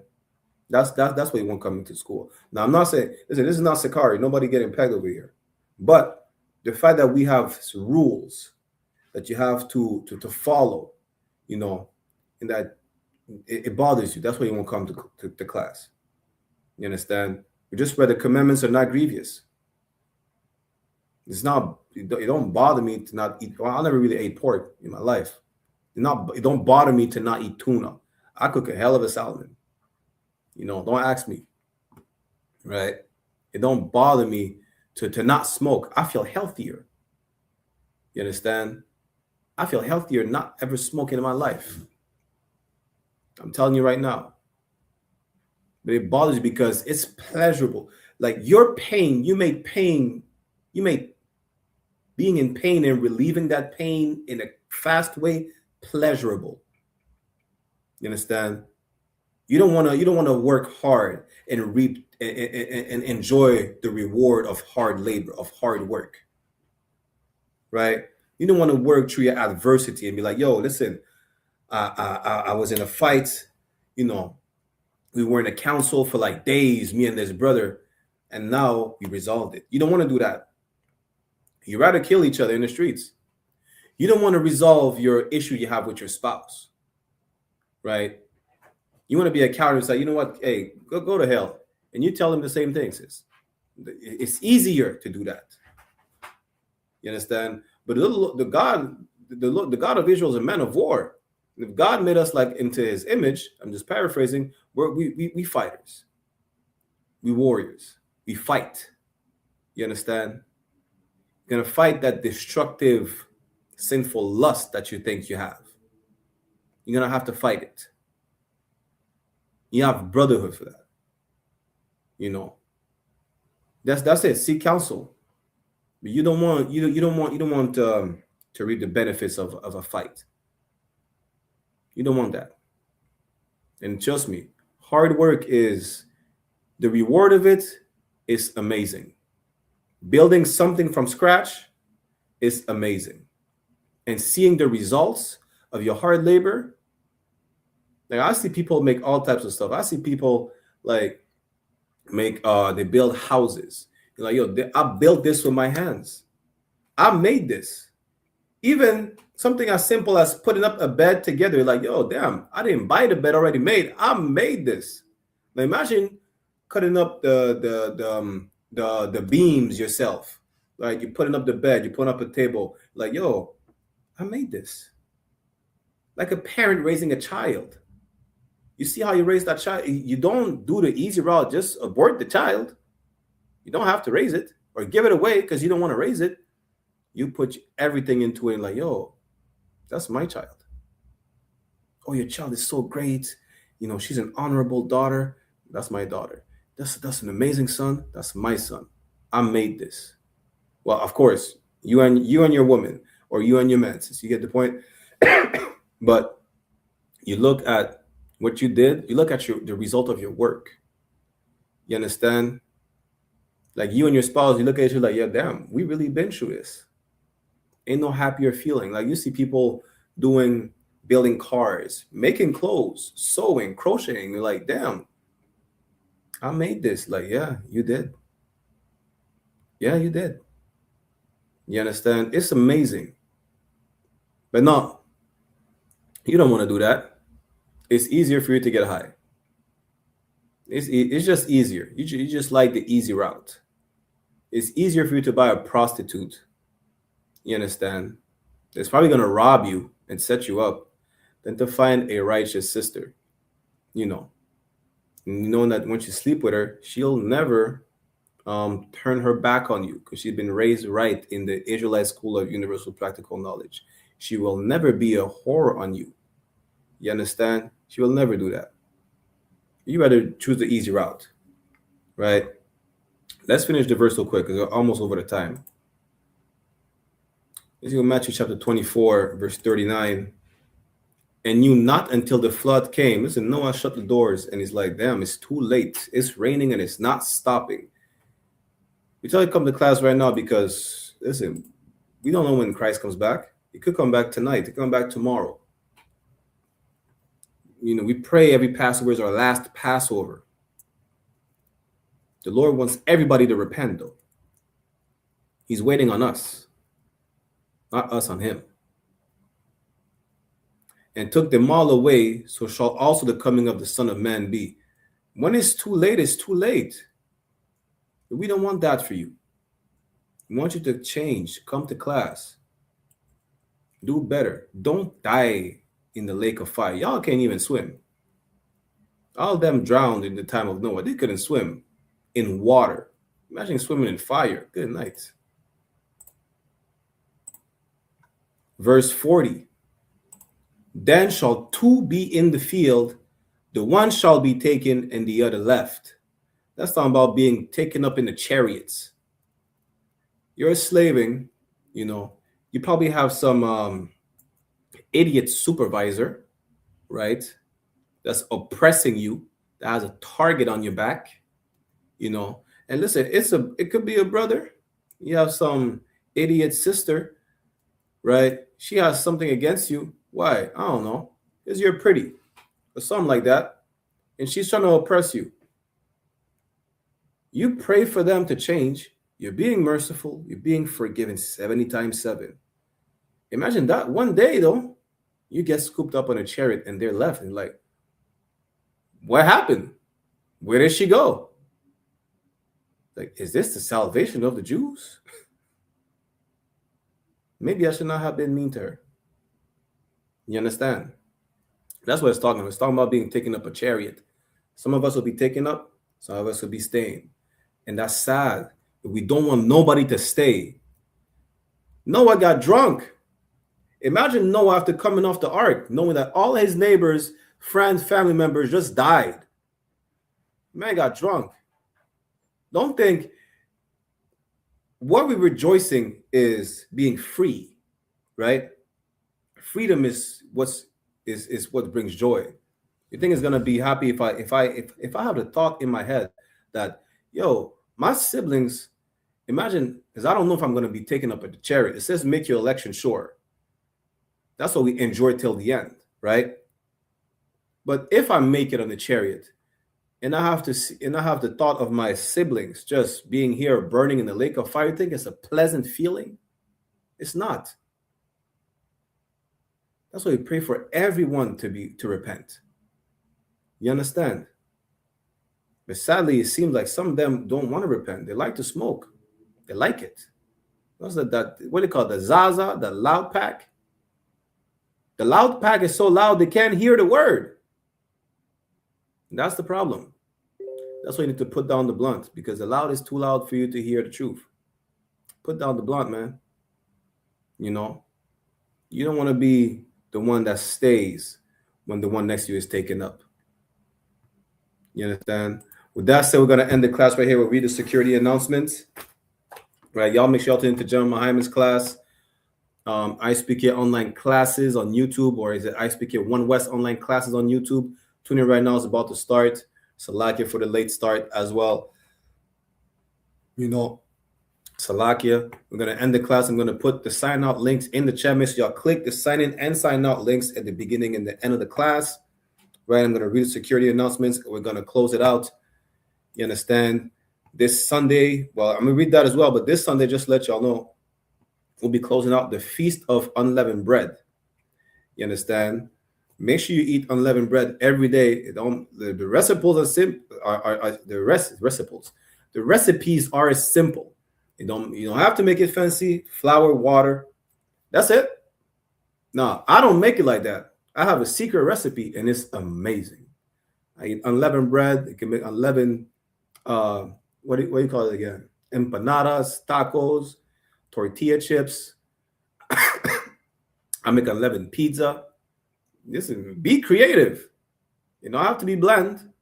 I'm not bored. Make some unleavened cake or something. Unleavened muffins. I don't know. Just eat the unleavened bread. You understand?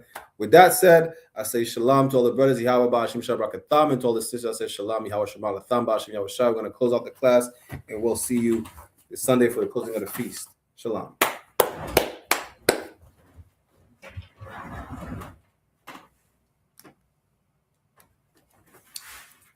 This is the I.S.U.P.K security announcements. We are the I.S.U.P.K started on 1 West 125th Street, Harlem, New York, under Commanding General YAHANNA. Rules for new brother and sister. When a new brother or sister comes into the school, they're off limits for 6 months. They're to be saluted only. They're here to shed themselves of the world. If they need transportation, the teacher will arrange it. After 6 months, if a brother or sister has an interest in a particular person, he or she must get permission from the head to speak to a brother or sister. There's another 6 months in which the brother and sister will court each other. After the 6 month period, the brother and sister will get permission from the head to marry. Tithes, which is a commandment. Numbers chapter 18, verse 21, and Malachi chapter 3, verse 8 to 10. Means 10th in the Hebrew, ma'ashara. 10% of every penny of any increase the Lord gives you. Give to the treasury department or teacher. Priest fund, free will offering for priests, not mandatory, whatsoever amount you would like. Upcoming holy convocation. We are currently in the middle of the Feast of Unleavened Bread, which will be closing down this Sunday, April 12th. Sunday sundown. You can read more about it in the book of Exodus, chapter 12, verse 17 to 20, and Leviticus, chapter 23, verse 6 to 8. Reminder to all Akim wa Akwathian, to all brothers and sisters, to check the bulletin board in the hallway of their school to have a physical location. And if anyone wants to be a trooper in the school, to start wearing all black, boots, shirt, pant, headband, and scarf. With that said, we'll give a courtesy salute to the brothers and a courtesy salute to the sisters. With a visual amajam, which means to stand. We'll give a courtesy salute to the brothers. With a visual amajam Shabbat. Amajam, Barak, Yahweh Bahashem, Yahweh Shai Brakatham, meaning Yahweh, in the name of Yahweh Shai, bless y'all.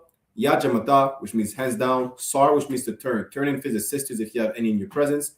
We'll give them a courtesy salute as well. Min visual Amajam Shabbat, Amajam, Barak, Yahweh Shamar Alathan Bahashem Yahweh Shai, meaning Yahweh, watch over y'all in the name of Yahweh Shai. Yajamata, class dismissed. The water is real. We have a gift that nobody can see, that was handed over to us to do something amazing. Take the gift, man. Take the gift. Take the gift, man. And let the Most High work in you to do something you have never believed. I ain't even impressed what you expect. You see this shit? Hold on, there's 1 West on my chest. 1 West world. That's it. Oh. Fucking street code, let a priest law. No stain, great dane with the leash off. I ain't nothing of this world, I need a respawn. I just know they wish that I would stop, but I keep going. These fringes on my calf like a tube sock. I used to stuff the loose ones in my shoebox.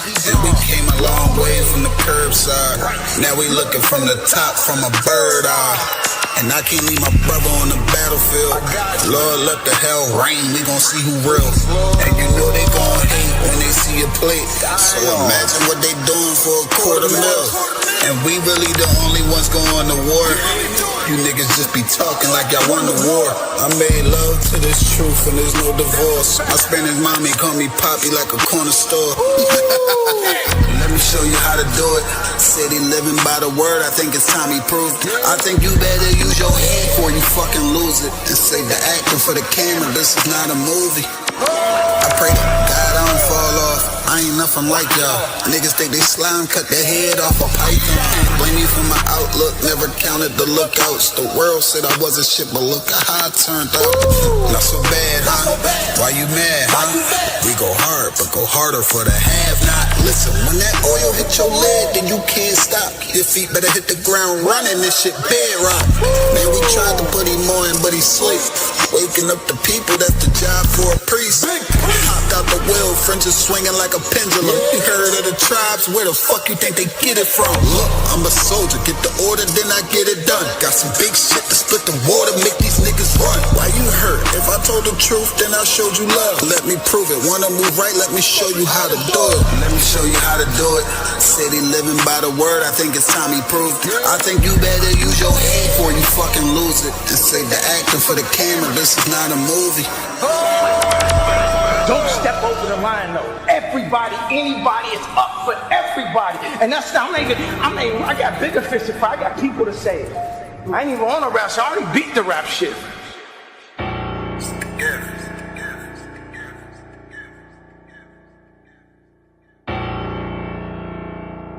Hey, listen, brothers and sisters, man.